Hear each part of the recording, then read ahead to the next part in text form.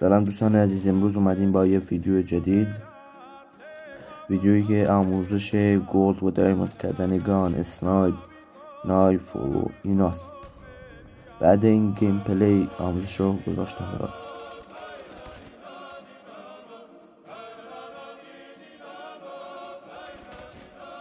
دوستان بریم سراغ ویدیو.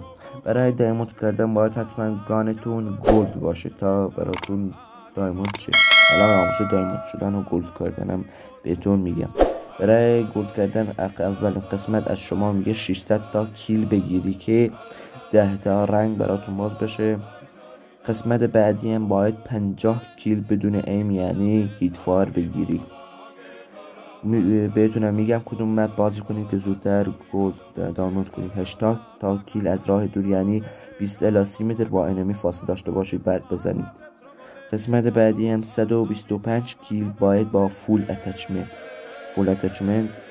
125 کیل بگیرید. قسمت بعدیش هم باید 100 کیل هدشات بزنی، یعنی اگه هیت فایر بزنی هدشات میشه، دوتاشون براتون حساب میشه. قسمت بعدیش هم باید 80 تا کیل بدون اتچمنت بگیری. برای دایموند کردن باید 120 تا مچ موسی بازی کنید که دایموند شه، یعنی باید هر مچ 10 تا کیل بگیرید.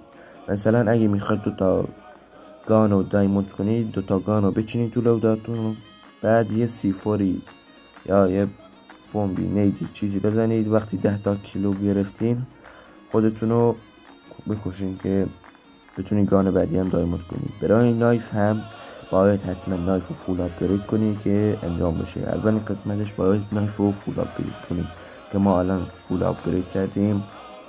بعد قسمت اولش میگه 50 تا کیل بگیر، 50 تا کیل عادی.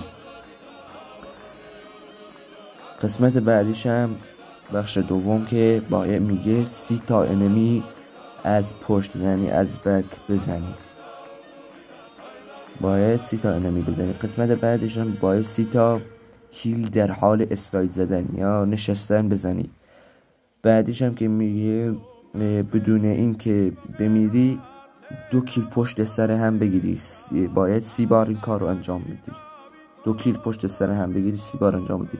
بعدش هم میگه 50 تا با پرک دسایلنت، الان دسایلنت هم بهتون میگم.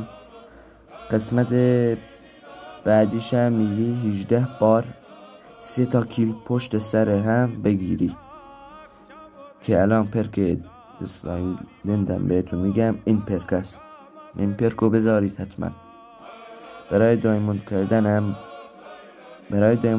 باید 500 تا کیل بگیری تا براتون دایموند شه. ممنون میشم، لایک و سابسکرایب یادتون نره.